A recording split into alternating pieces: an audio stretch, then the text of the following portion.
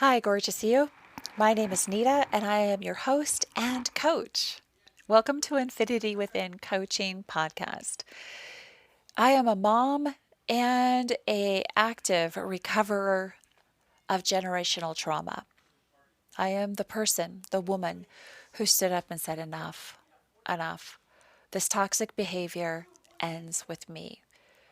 I have dug and dug and dug and dug some more. I have stood in the shallows of my own lack of sense of soul and learned different. The key to moving forward is to learn different than the people around you expose you to. If you have ever sat in a room and cried and wondered, why does nobody understand me?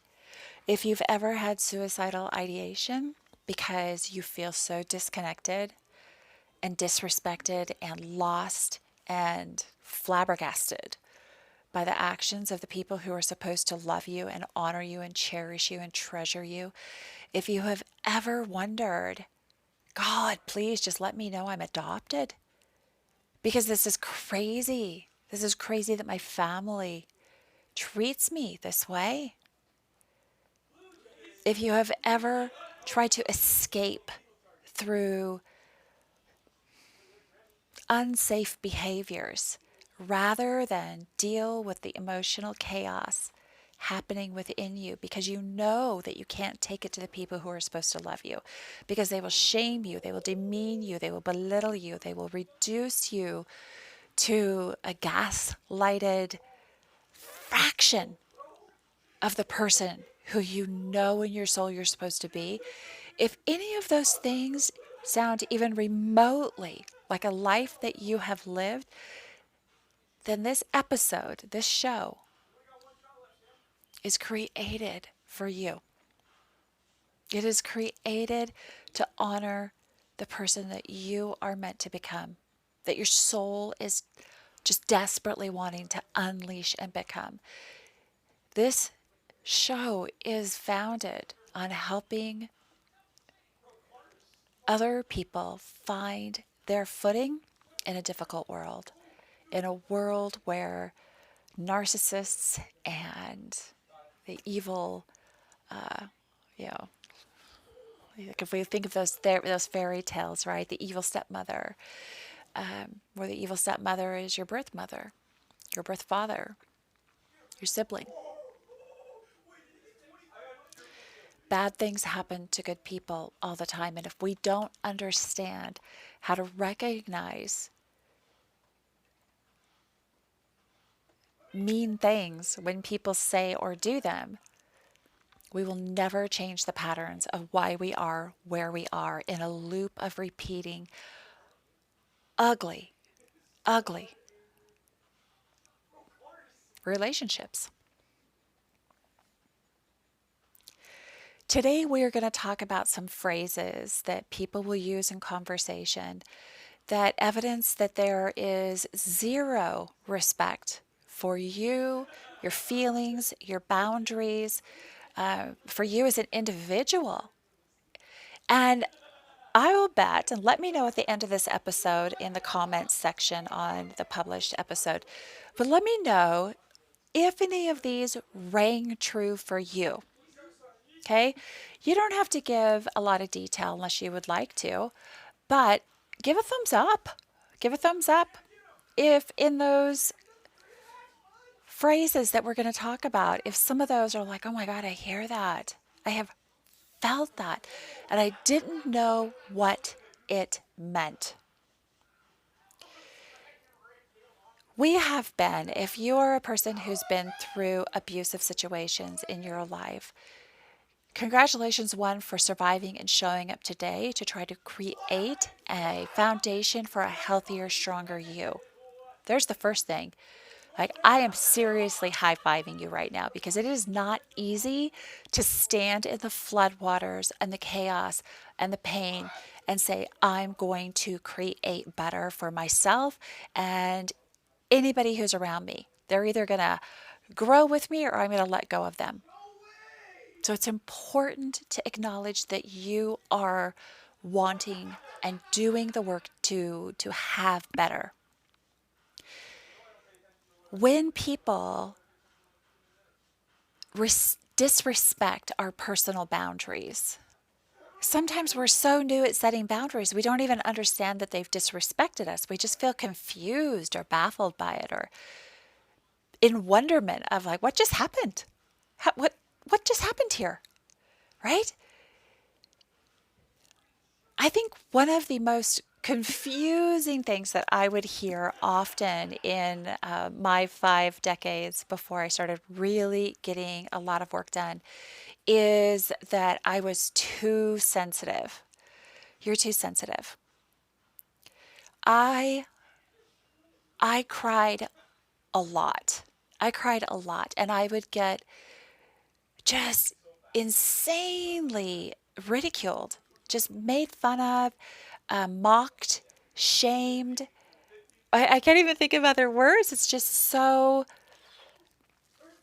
unreal to me that your family, if you are crying, would not stop everything and go, "What the hell? What's happening? Are you okay?" Genuine people with genuine love and respect for you are going to stop the world and say, what's going on? What are you facing? What is making you so emotional? They're going to care. And that caring isn't going to be one time. It's going to be consistent through your life. I was I was sensitive because I was being abused. So if you ever hear that you're too sensitive, it is a way that you are being invalidated. And the people who are saying that to you are not respecting or acknowledging your truths. And that leads to us, like if we're codependent, it leads to us taking all of the responsibility of what's happening instead of us saying, well, if I'm too sensitive, then you don't need to be a part of my life, right? And clearing up the path, clearing up part of our living experience, because we don't need people around us who don't want to be a part of our emotions, to be a part of our truth, a part of our reality. We want people around us who are going to like care every time. Not one time, but every time, because we matter. You matter.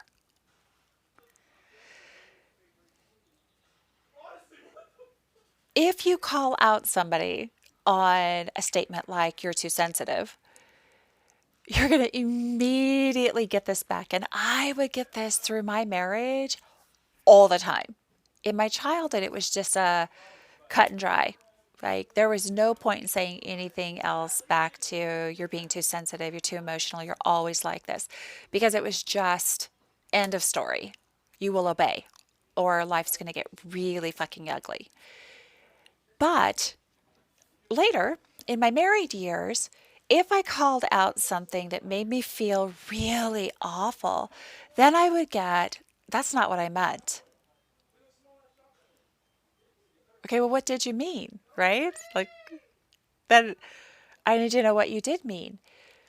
But this was just a invasion into miscommunication, into redirection. It's just a shell game at this point. There is no actually what I meant was this, because people who are going to tell you what they mean aren't going to be playing games, and they're going to care about your emotional distress at the very beginning, so you would never even get to this point. And if you did get to this point, they would be like, whoa, brakes. I'm not sure what's happening here. Can we just start over? They would have a clear and consistent communication method with you. Or you would both be able to just go, we need to take a break because I'm not sure what's happening here, but I think we're just on the wrong foot, right? People with integrity and emotional responsibility of self would never get to the point of saying that's not what I meant unless they're really able to clarify with fact and data and explain a miscommunication. They would not be explaining their right to invalidate your feelings. Okay? You may not like what they're saying, and you may not like the feelings it's invoking in you. That's different. But if they're emotionally negating your truth and your reality, that's where that's not what I meant, is literally just a communication breakdown, a stall out. Another one that would often pop up that would come kind of from this trail that we're building here is that it would go to, well, I was just joking. I was just joking. Here's the problem with I was just joking, and I used this with one of my own adult children recently. In the last 7 days, in fact, a joke is funny to both people. It isn't at the other person's expense. And I recognize that you didn't learn better in your childhood, but you know better now. And I will not accept that kind of behavior. Sorry, Mama. So if the person, when they shift the focus and they shift the blame through a phrase such as this, I was just joking, and you come back and you say, well, I didn't think that was funny. I don't understand. Or even if you just ask like, well, no, I'm not being too sensitive. Well, I was just joking. But it's not funny. There's nothing funny happening here. If they can't back down and say they were wrong, they made a mistake, I'll change my behavior and evidence that, you have a massive red flag problem. In all of these phrases that we've talked about so far, these are massive red flags. Individually, each one is a red flag. Now, depending on how each one is handled, like if you just have one of these in a normal conversation with somebody that you've met and are dating, or you have a family member that you have one of these happen, one of them is a red flag. That's not a reason to run. It's just a reason to be aware. But then if somebody handles it like I did with my adult child and say, look, jokes are funny for both people. That wasn't funny. That was at my expense. It makes me feel really bad. Kind of makes me want to cry right now. Okay, we're not going to cry. But you can relate, right? If somebody hurts your feelings when they say something mean to make themselves powerful, that's just cruel. And a good way to handle that, like I did with my adult child, is like, yeah, I know that I am partly responsible for how you learn that, but we do know better now, and we've been to therapy, and we don't behave that way anymore. It's not welcome here. And remove yourself and ask them to be removed if they refuse to acknowledge their role in your hurt. This segues perfectly into this one, which I hate. Ugh. You're overthinking it. Oh, gosh. If somebody has little to no respect over what you're bringing to the conversation about how you're feeling, how you're thinking, what's happened to you, it is an incredibly dismissive statement, downplaying and invalidating your thoughts, your concerns, your feelings. They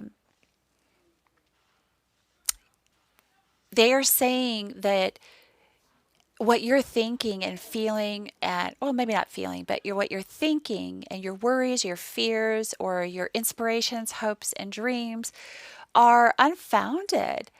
And you're creating issues where there are none to be found. And so, massive red flag, massive, massive red flag.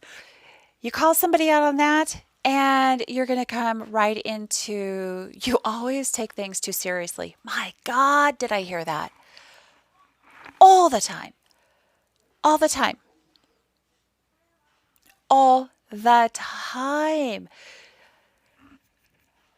I took things too seriously because I was a codependent running through life looking for paths to survive. And I always had 8 backup plans. And I couldn't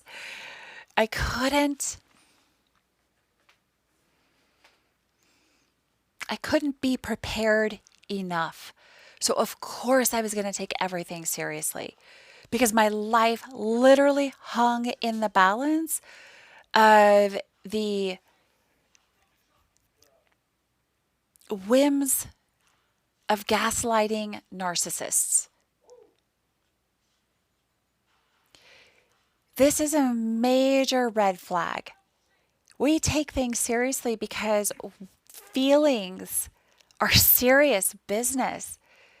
How somebody treats you is serious business. If somebody says this disrespectful phrase to you, it isn't a joke, it isn't funny, it makes you feel very invalidated, and your feelings are, they're the core. They're the core of your soulful experience on earth, and nobody gets to invalidate that. Your feelings are real, your thoughts are real, and you take things seriously because you feel the need to take them very seriously. But let's be real, people's words and actions, they are serious. And somebody who is walking through life with a footprint of integrity,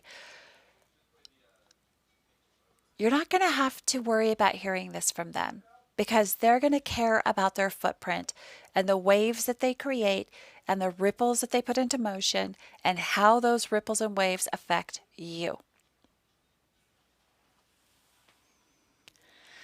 So, this is one that I still catch myself doing as like a defense. So, this is a red flag I'm calling out on myself. And I think that I do it kind of in a self deprecating way sometimes, but I know that I've done it outwardly. And it is a negative skill, survival skill, learned to survive in a very unsafe family system. And it is, and I'm using air quotes here, just kidding. It's similar to I was just joking, but just kidding is a little lighter, still largely a red flag, if not always a red flag. And it's kind of a dismissive, like the best way that I would describe it is a dismissive brush off, uh, like a disrespectful brush off for whatever it was that you said that was rude. And if somebody calls you back on it, or like in my case, if I realize that I'm saying something a little bit off, I'll immediately cover it with just kidding. And then if I'm aware, like, right, if I'm really being self aware, I'll be like, oh, I'm sorry, that wasn't very kind. I'll catch it because I've worked really, really hard to disengage those survival tactics because it's not nice. So it's a violating comment to just say something kind of lightly negative and then immediately go, God dang, that wasn't very nice. Why did I even say that? Probably because I'm feeling a bit run down, exhausted, overstimulated, over, what's the word? Engaged, over like somebody's leaning on me too much. And so I throw that out as kind of an equalizer, like to back off. Instead of just saying, I need space, I'll do something kind of passive aggressive. And that is a, unpleasant thing that I do towards myself sometimes, but also towards other people. It's not very often because, again, I've had a lot of therapy, but I think it takes a lot of courage to look at some red flags and go, oh, I do that and I need to undo it. I need to stop doing it. But when people say that to me, I don't like it. And I know that it's laced with uh, like a control of trying to make a situation that's not lovely into something that's light, like they're trying to make light of a hurtful situation. There we go. It's not kind. It's just really, really unkind thing to say. So, red flag, and I'm owning it and I'm working on it. And that's the thing. So let's just talk here for a second, because as a codependent person, there are some really toxic things that a codependent person can do in order to survive. So, our survival mechanisms, we don't intend to go around hurting people, but we have had to carve out space and breathing room, throwing out anchors of safety nets and creating those, like through the anchor, the safety net, creating areas where we can, kind of hold our own space.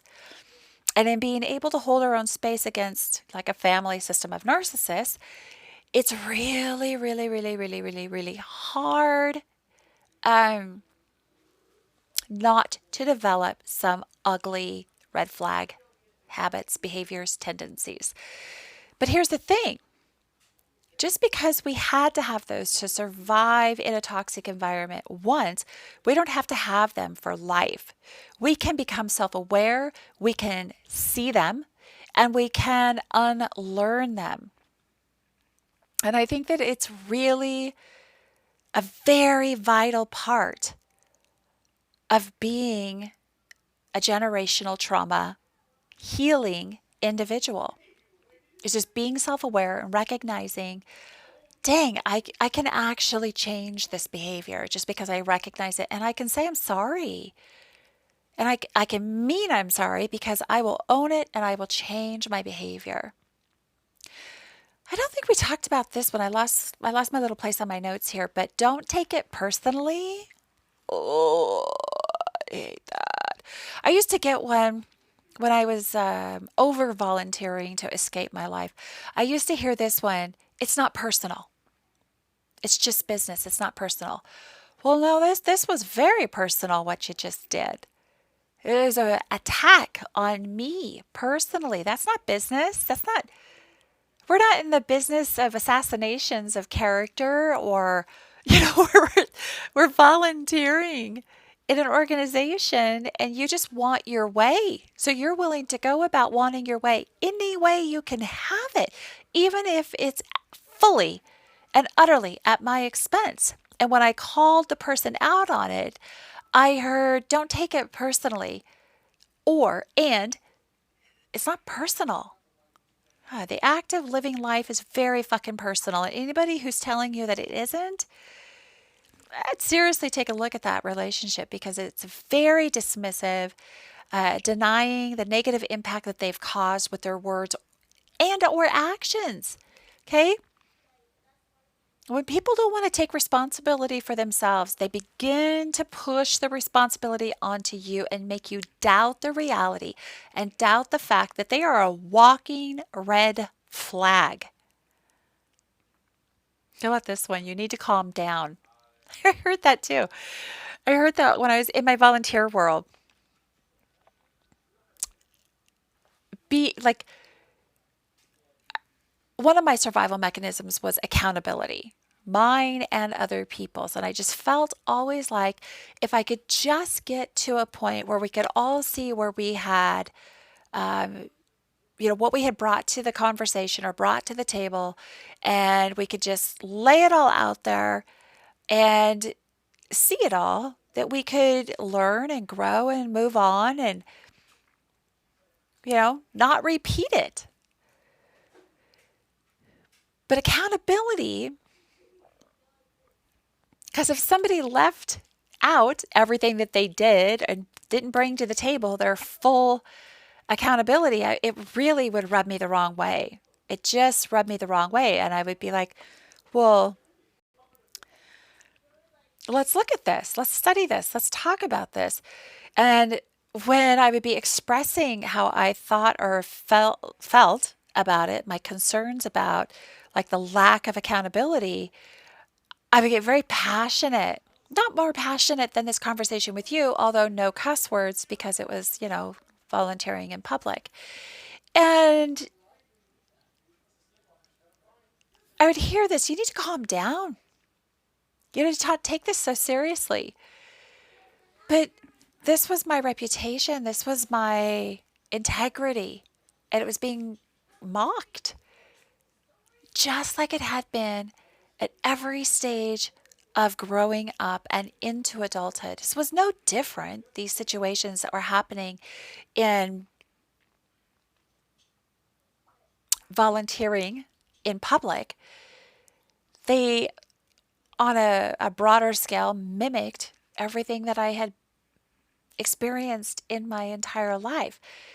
And I think that the important thing about that red flag is that it's like we've really got to realize that the toxic people aren't just in one spot in our life and we can, you know, acknowledge it and maybe learn a few school skills, move on, and never have another toxic person in our life. That's not real. There are toxic people, people who've had, their own horrible upbringing, their own horrible traumatic experiences to make them the way that they are, who go through life really without integrity and not caring at the same level that you do. One of our biggest, our weakest, I was going to call it an asset, but it is an asset in the realm of integrity, but it is a weakness in the realm of self protection, self preservation, and creating a safe and secure self. A whole sense of your individualism, your individual footprint of self.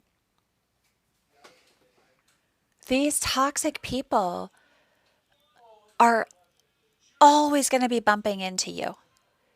And if you don't have a developed sense of self, your kindness, your allowance for bad behavior that you've been trained to have, your innate, what would you call it, like insufferable excuse making, forgivingness of turning red flags into green flags and thinking, oh, they're just, their problems become your problems and become bigger than your problems, right? We let people walk all over us, not because we want them to walk all over us, but because we're trained to be quiet. We're trained to disengage from our intuition and our innate right to be who we actually are.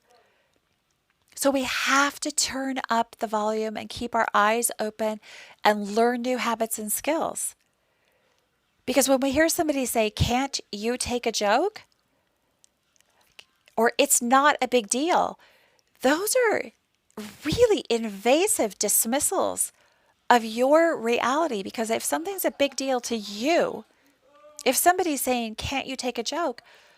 not when it's at my expense and meant to hurt my feelings. And if it's a big deal to me and you love me, it better be a really big freaking big deal to you, because why wouldn't it be? Why wouldn't it be? That's the key. If you can look at somebody and you can just say, like if they say one of those phrases to you and you say, well, why wouldn't that be a big deal to you? Listen to what they say, because anybody who has a healthy sense of self, a healthy identity, a healthy respect of self, healthy awareness of their footprint in their world and in the world that they interact with, meaning you, anybody who doesn't come to you and have care, concern, even if the conversation is clunky and hard to get to, if they can't articulate fully, give them a little bit of time.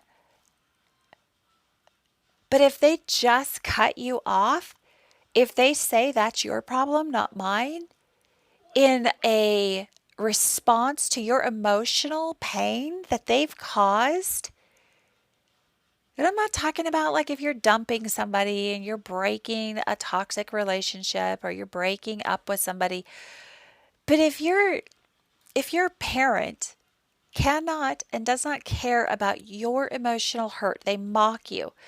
They think that's funny. If your intimate partner, if your sibling, if your coworker, if they are treating you with disrespect, and they are using these phrases that we've talked about today on a regular basis to disconnect you from your reality, that is manipulative. It is wrong. It is not safe, and it is a red flag, and you need to call it as such. And if they keep flying red flags at you, they need to be shown the door. The more times that you protect yourself and show people the door, the easier and more, oh, what would be the right word? Beautiful the receiving of your own sense of self is. I've set the most ugly boundaries that afterwards I have been shaking and crying because I was so terrified. Like, missiles were going to fly out of the sky and find me alone and destroy me. I don't know what I thought. But my nervous system was terrified at setting these boundaries and standing up for myself and calling people out on their bad behavior. It is fine if you want to have all these red flags. I'm not talking to you because you're trying to do better and you're unlearning those things. But we can say to the other person, it is fine. But what all these things that I'm hearing from you are red flags. And I am tired of it. I'm tired of it. I don't even want to put red fingernail polish on because it would remind me of you and your great big old red flag lies. So you get to keep using your red flags to yourself, but I'm not going to be engaging with them. Difficult conversations. It's just a sentence, really, to tell somebody, no, that's not appropriate. You invalidating my feelings, you not saying, I'm sorry, and evidencing you're sorry by a change of behavior, that's a great big no, and I'm done. Those are things that make us realize how important and how valuable we are, because you are the most valuable person you will ever meet. And when you believe that, and when you invest in yourself like that, every relationship you have is going to elevate. And I know this because I've lived it.